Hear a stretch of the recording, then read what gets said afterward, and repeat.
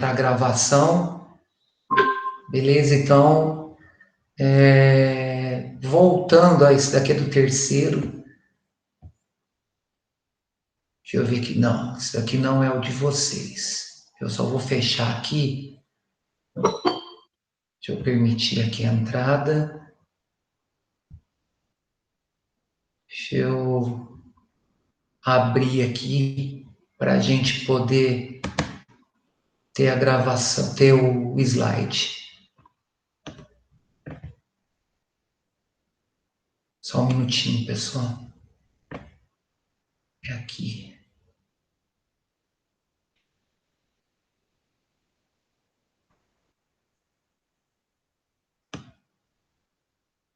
Achei.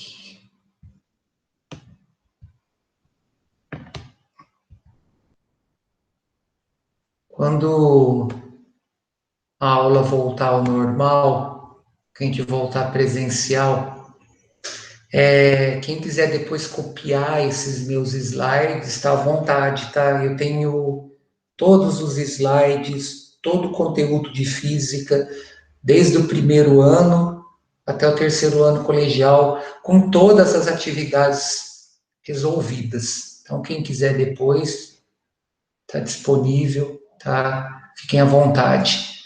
Bom, vamos voltar então, pessoal, lá na página 14 do volume 3. Isso daqui eu já fui puxando num slide só, para a gente ter o conteúdo todo, tá? Então, nós paramos aqui, ó. Isso aqui nós já vimos, nós paramos aqui. Que é a transformação do trabalho associada à variação de energia. Eu vou provar por que a energia cinética é o produto da massa pela velocidade do corpo ao quadrado dividido por 2. Beleza? Então, voltando aqui ao seguinte. Teoremas do trabalho e da energia. Então, nós vamos relacionar trabalho com energia cinética, trabalho com energia potencial. Dentro da energia potencial, potencial gravitacional, potencial elástica, por enquanto, tá? Porque lá para frente, lá no terceiro, nós vamos trabalhar com energia potencial elétrica. Bom, o conceito de trabalho de uma força está diretamente relacionado à aplicação de uma força que, por sua vez, pode transformar um tipo de energia em outro ou transferir a energia entre diferentes corpos de um sistema. Então, a gente tem que ter sempre em mente que essa energia, esse trabalho, ele está sempre relacionado à condição de um corpo entrar em movimento, tá? Então, na natureza, nada se cria e nada se perde, tudo se transforma. Essa frase é de Anthony Laurent Lavoisier, ou seja, por mais que eu tenha parte da minha energia sendo dissipada, a soma tem que bater. O que eu produzi lá no início vai estar tudo relacionado ao que vai ser realizado no final. De repente, essa energia que eu forneço, ela está associada ao deslocamento de um veículo. Então, parte dessa energia que eu forneço vai ser transformada em energia de movimento, parte dela vai ser dissipada, vai ser transformada em calor. Porém, o que vai acontecer? O trabalho da força vai estar sempre relacionado a uma variação de energia. No caso, como criou o movimento, vai estar relacionado à energia cinética do corpo. Bom, por exemplo, nos casos de transformação de energia, a água acumulada na barragem de uma hidrelétrica tem energia armazenada que pode ser transferida ou transformada. Isso ocorre mediante a realização de trabalho por parte da força gravitacional que atua sobre a água. Então, essa barragem aqui, ó, ela tem a capacidade de armazenar energia na forma de potencial gravitacional para essa água represada. Então, quanto maior a barragem, né, quanto maior a altura dessa barragem, maior é a capacidade que ela tem de armazenar energia na forma de potencial gravitacional, tá? Então, a água contida em uma barragem apresenta energia potencial gravitacional. Aí, o que vai acontecer? Ó? Tem um esquema de transformação de energia representado aqui. Assim, o trabalho realizado pela força gravitacional transforma parte da energia potencial gravitacional acumulada em energia cinética, energia de movimento, no momento em que as comportas são abertas. Essa água é conduzida pelos dutos até chegar às turbinas, que utilizam a energia cinética para movimentar os geradores e produzir energia elétrica. A eletricidade é transmitida pelas linhas de energia até as residências.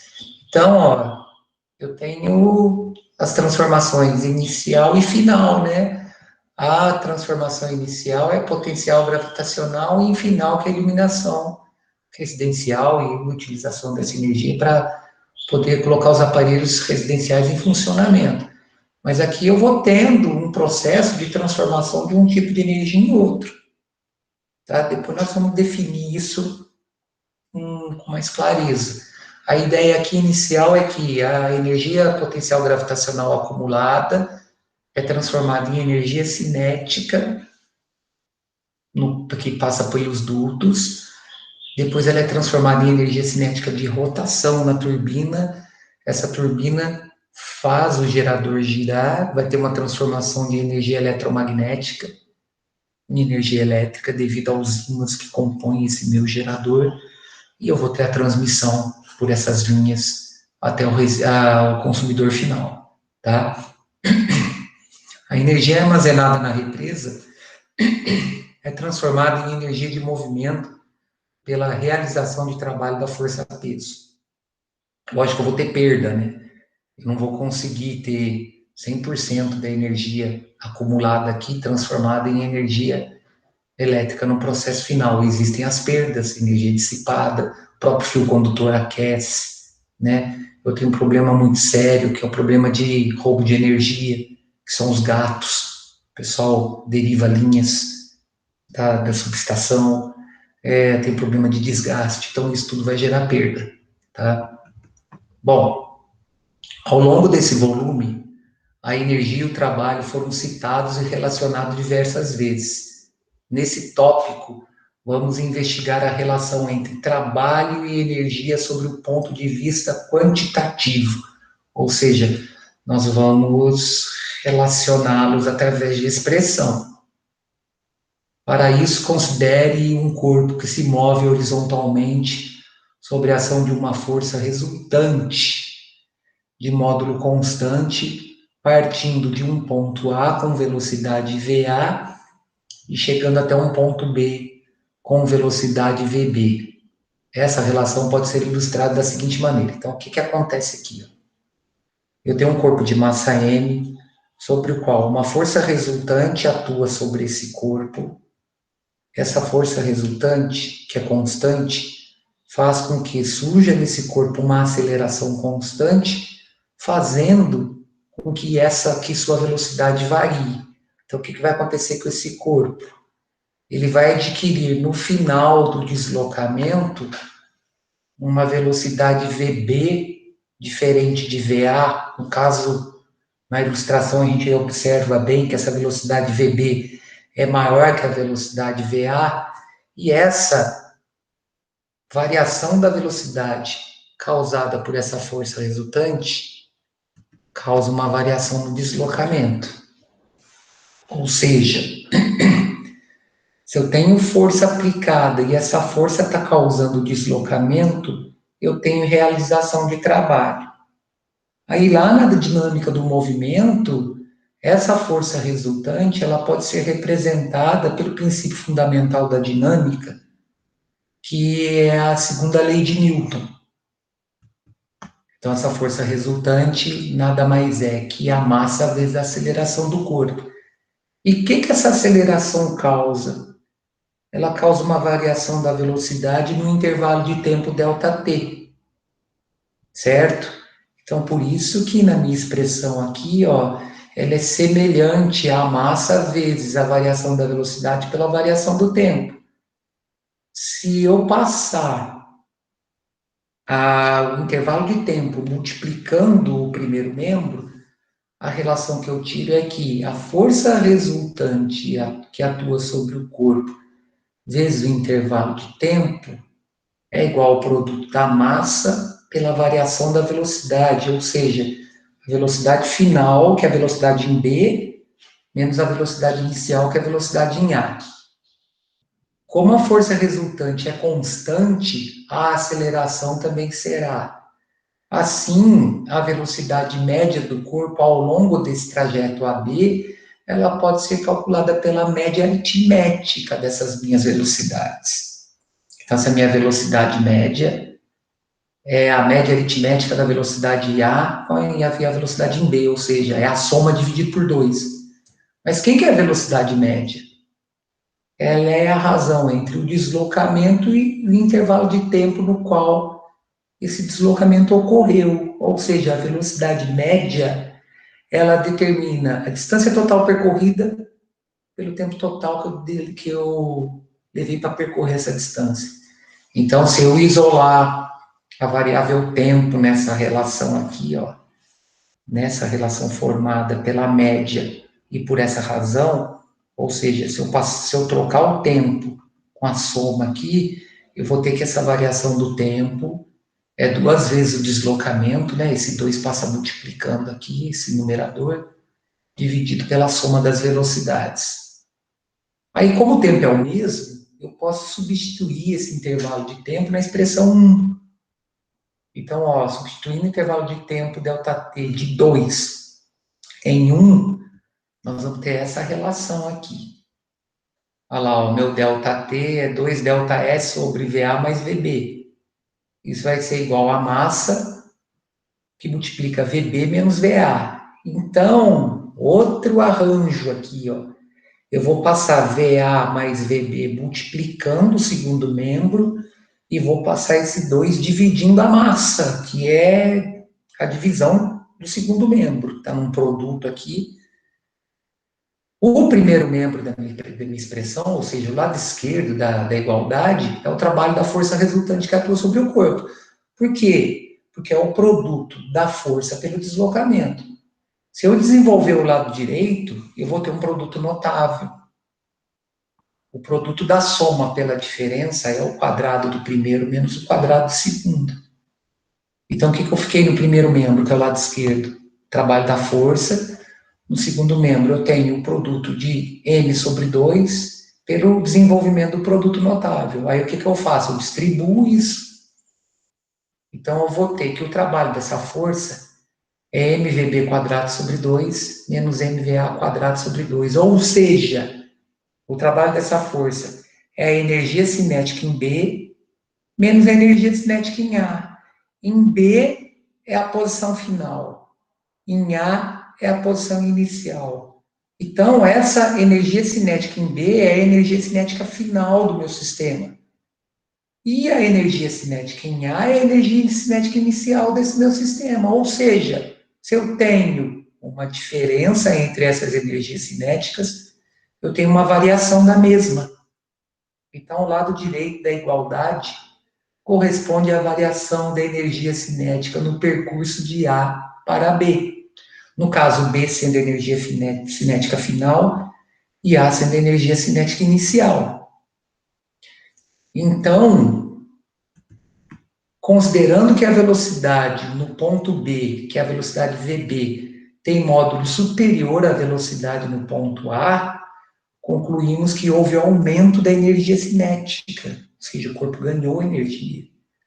Esse acréscimo de energia cinética deve-se ao trabalho mecânico realizado pela força resultante para fazer o corpo deslocar de A até B. Essa relação entre o trabalho realizado pela força resultante sobre um corpo e a energia cinética é denominada teorema do trabalho e energia cinética. Em outras palavras, o trabalho total realizado em um corpo é igual à variação da energia cinética. Então, quando uma força constante é aplicada sobre um corpo, causando deslocamento nesse corpo, esse deslocamento essa força causando esse deslocamento, vai provocar uma variação na velocidade desse corpo. Essa variação de velocidade faz com que a energia cinética dele varie. Se a velocidade aumentar no final desse deslocamento, é porque o corpo ganhou energia. Se essa velocidade diminuir, é porque ele perdeu energia.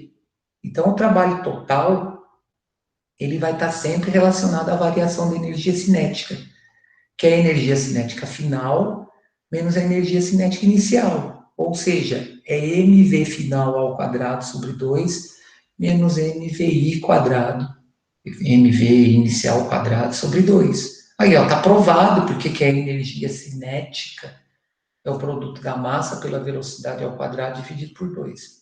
Então, o que nós temos nesse diagrama aí, nessa figura? Nós temos um corpo de massa m variando sua velocidade de VA para VB, sendo a velocidade VB maior que VA, ou seja, eu tenho uma variação positiva da energia cinética do meu corpo causada pelo trabalho da força. Então, o trabalho total dessa força, não importa como essa força foi aplicada, se existem várias forças aplicadas no corpo, eu tenho que relacionar o trabalho da força total, no caso é o trabalho da força resultante, que tem a mesma direção do deslocamento, certo? Esse trabalho total, no final, que é a soma de todos os trabalhos realizados pelo corpo, sobre o corpo, vai determinar a variação, vai causar a variação da energia cinética do mesmo, tá? Então guardem isso, ó. O trabalho total é a variação da energia cinética. Ele sempre vai estar relacionado à energia cinética final menos a energia cinética inicial. Bom, aí entra o conceito do trabalho da energia potencial. Ou seja, o que seria essa energia potencial? Está relacionada à capacidade que o corpo tem naquela posição de entrar em movimento. Então, ó, de modo semelhante à análise feita entre o trabalho total realizado sobre um corpo e a variação da energia cinética, podemos analisar a relação entre as forças peso e elástica na variação de energia potencial de um sistema mecânico. Vamos ver primeiro o trabalho da força peso associado à variação da energia potencial que essa força peso causa no corpo. Então, para eu ter trabalho da força peso realizado sobre um corpo, esse corpo tem que se encontrar a uma determinada altura de um plano de referência. Aí, em relação a essa altura que ele se encontra desse plano de referência, ele tem determinado potencial entrar em movimento. Quanto maior essa altura, maior esse potencial que o corpo tem em transformar a energia associada à força-peso, que é a energia potencial gravitacional, e a energia de movimento, que é a energia cinética. Então, ó, considere um corpo de massa m, inicialmente a uma altura h em relação ao solo. Essa altura h está representada por esse delta S aqui, tá? Desprezando-se a força de arrasto do ar, ou seja, eu não vou ter dissipação de energia, nesse corpo é aplicada somente a força-peso vertical e para baixo. Então, quem realiza o trabalho? Força-peso. Essa força-peso vai fazer com que esse corpo desloque nesse meu referencial, que é o solo, um deslocamento ΔS. Esse ΔS está representado pela altura que esse corpo se encontra do plano de referência. Então, a queda de corpos provoca uma variação de energia. Então, como estudamos anteriormente, o trabalho da força-peso na queda de um corpo é positivo. É um trabalho espontâneo. O corpo está sendo atraído, né, pelo centro da Terra, uma vez que a força-peso e o deslocamento estão ambos orientados no mesmo sentido para baixo. tem que ficar claro aqui é o seguinte, é queda. O corpo não está sendo lançado, tá? Então, como é queda, no caso, queda livre, por exemplo, essa força-peso, ó, ela tem mesma direção em sentido do deslocamento representado pela altura. Por isso que o trabalho é motor, tá? Os vetores têm a mesma direção e mesmo sentido. Bom, pela definição de trabalho de uma força constante e paralela ao deslocamento, ou seja, produto da força aplicada pelo deslocamento, temos que o trabalho aplicado pela força-peso na queda no objeto é igual ao produto dessa força, peso, pelo deslocamento ΔS. Mas quem que é a força-peso? É a massa vezes a aceleração da gravidade. Quem que é ΔS? É a altura que esse corpo se encontra no plano de referência. Então, pessoal, o trabalho da força-peso é o produto da massa pela aceleração da gravidade, pela altura que o corpo se encontra no plano de referência. No caso, como eu tenho um corpo em queda, esse trabalho é motor, ele é um trabalho positivo. Então, ó, nessa equação, o peso do corpo é igual à massa multiplicada pela aceleração da gravidade G e pelo deslocamento correspondente à altura H. Então, ó, nessa condição de queda aqui, o que que eu tenho? Eu tenho o corpo a uma altura H do solo, armazenando uma energia na forma de potencial inicial que está relacionada ao produto da massa, da aceleração da gravidade e da altura. No plano de referência, ou seja, na hora que esse corpo chega ao solo, essa altura H é zero, porque ela é a referência, o solo é a referência. Então, no solo, a energia potencial gravitacional final do corpo é igual a zero. Por quê? Porque a energia potencial gravitacional diminui conforme a queda de um corpo, ou seja, conforme esse corpo vai caindo, essa altura vai diminuindo. Essa altura diminuindo faz com que a energia potencial gravitacional diminua e a velocidade do corpo aumente. Então, a energia potencial vai se transformando em energia cinética. Então, eu tenho a perda de um tipo de energia que é transformada em outro tipo de energia. Então, no ponto de altura máxima, esse corpo tem uma energia potencial gravitacional determinada por mgh. À medida que ele desce, sua altura em relação ao solo diminui e, consequentemente, sua energia potencial gravitacional também diminui. Por fim, quando o corpo atinge o solo, sua energia potencial gravitacional é nula. Por quê? Porque essa altura é nula. E assim podemos determinar a variação da energia potencial gravitacional. Vamos entender uma coisa. O que é variação? Variação sempre é a diferença do final com o inicial. Então, olha que interessante aqui, ó. A energia potencial gravitacional inicial é mgh, devido a essa altura que o corpo se encontra do plano de referência. A energia potencial gravitacional final é zero. Por quê? Porque ele se encontra no plano de referência. Então, como a variação é a diferença do final com o inicial, a variação da energia potencial gravitacional é a energia potencial gravitacional final menos a energia potencial gravitacional inicial. Isso aqui é zero. Esse primeiro termo aqui é zero. E esse segundo termo aqui é mgh. Observem que a variação da energia potencial gravitacional é menos mgh. Por quê? Porque eu estou perdendo essa energia. Ela está sendo transformada em outro tipo de energia. Como o trabalho com a força-peso é mgh, eu posso dizer que o trabalho da força-peso, que é mais mgh, ele está relacionado ao sinal negativo da variação da energia potencial gravitacional. Então, olha só, comparando o trabalho realizado pela força-peso, que é mais mgh, à variação da energia potencial gravitacional, que é menos mgh, a gente pode concluir que o trabalho da força-peso é a variação negativa da energia potencial gravitacional. O interessante aqui é o seguinte, olha como é que tudo casa. Força-peso é força conservativa.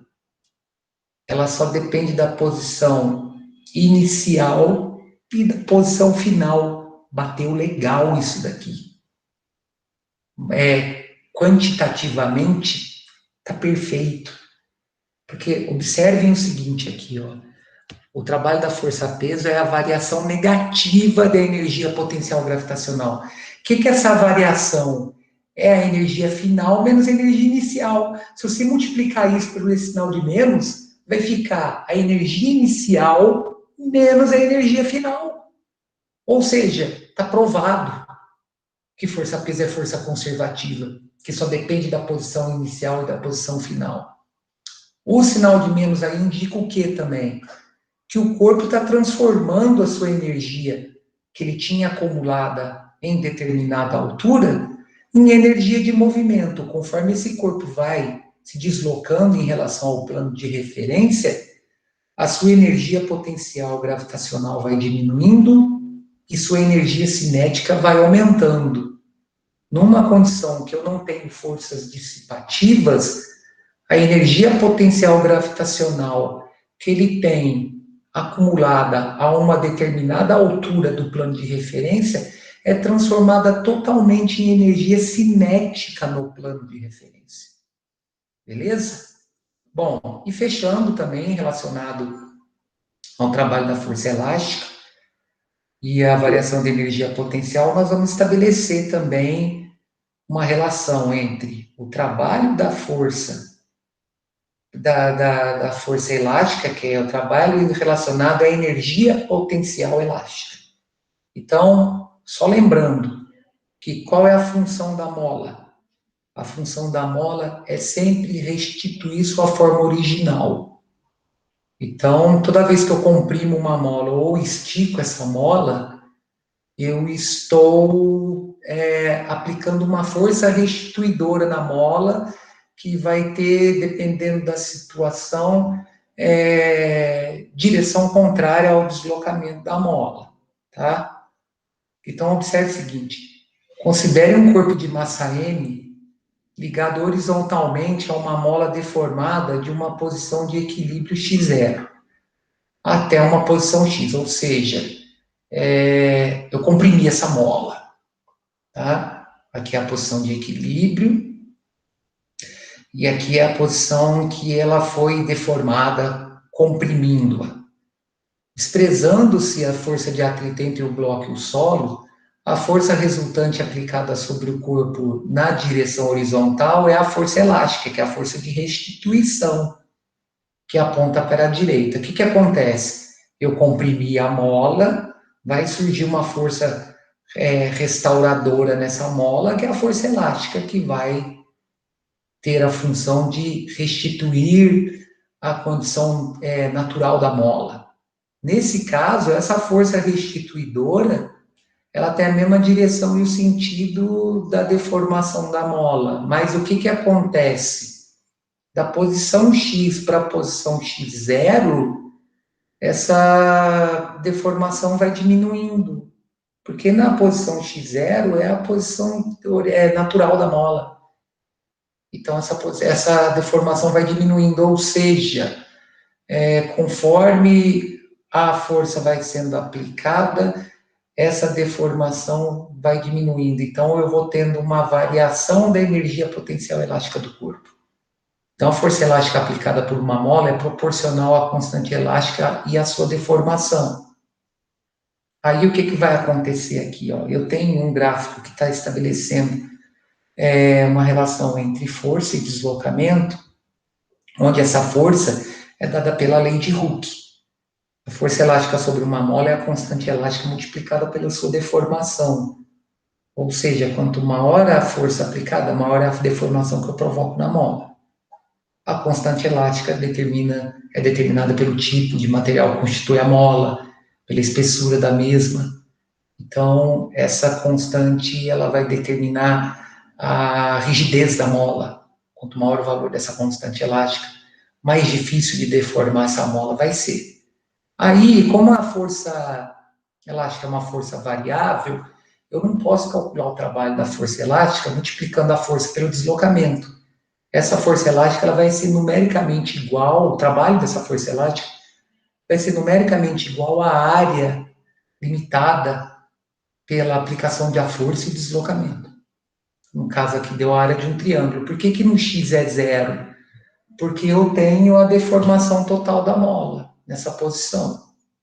Então, ó, o trabalho realizado pela força elástica na restituição da mola à sua posição inicial é motor e tem um módulo numericamente igual à área do gráfico que representa a força aplicada pela mola em função do seu deslocamento. Então, como a área está relacionada a um triângulo, a área desse triângulo vai estar relacionada à base x pela altura k vezes x dividido por 2.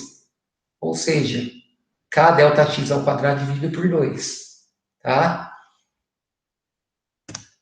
Na equação, K representa a constante elástica ou de elasticidade da mola, e ΔX representa o deslocamento do objeto enquanto a mola retorna ao tamanho natural, que é a deformação da mola. Então, na hora que a mola chega no seu tamanho natural, a deformação zerou, certo? Já a energia potencial elástica para uma posição x em relação à posição de equilíbrio x0 é dada por K ΔX dividido por 2. Então, observem o seguinte, porque conforme, à medida que a mola restitui seu formato natural, a energia potencial armazenada diminui, o que pode ser observado pela redução da deformação da mola. Correto? O que vai acontecer? Na posição natural dela, no formato natural dela, a deformação é zero. A partir do momento que eu comprimo ou estico essa mola, eu vou ter uma deformação diferente de zero.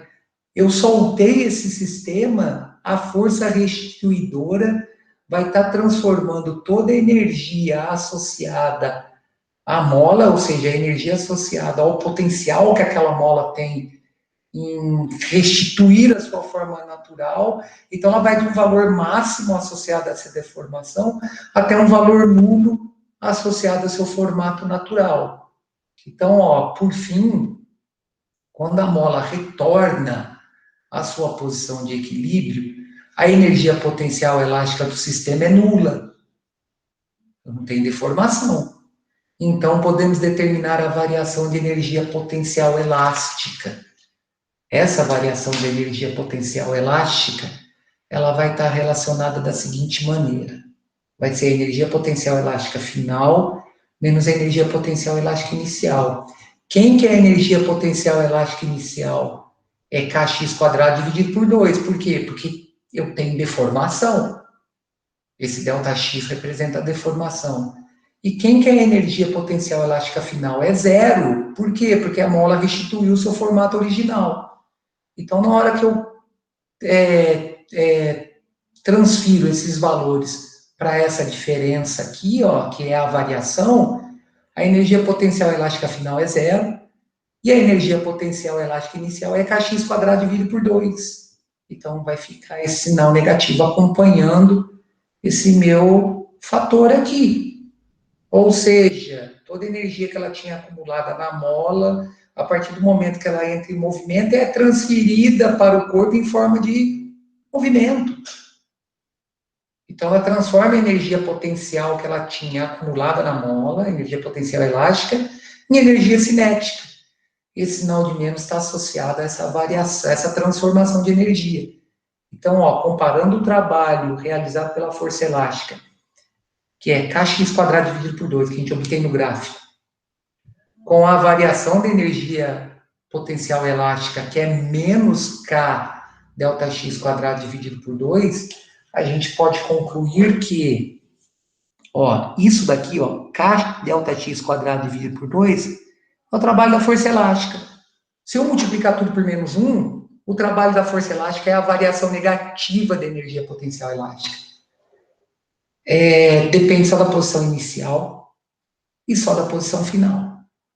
tá? Percebemos, então, que, de modo geral, um trabalho está relacionado à variação de energia potencial de um sistema conforme essa equação. O trabalho de uma força potencial é a variação negativa de energia potencial. Por quê?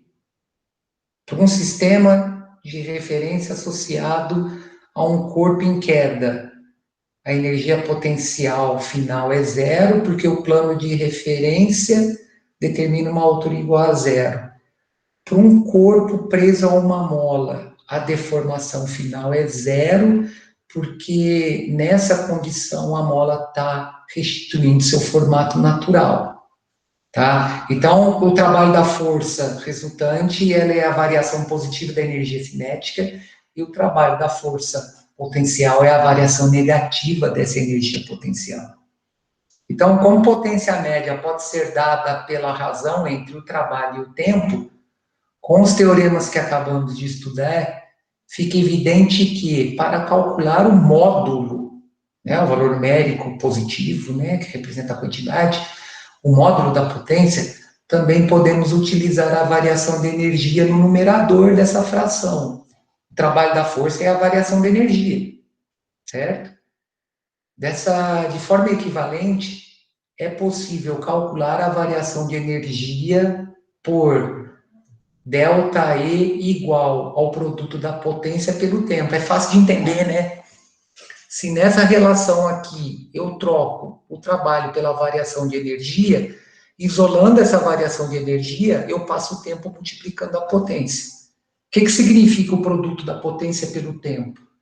Ele justifica a energia, que às vezes a energia pode ser expressa em watt-hora ou quilowatt-hora. Então, o que vem lá na conta de luz, no final do mês, que está lá, o consumo de energia de 250 kWh, esse quilowatt-hora, ele é a unidade de energia, porque ele é o produto da potência em quilowatt pelo tempo em hora. Então, por exemplo, um consumo de 250 kWh no mês. O que significa isso?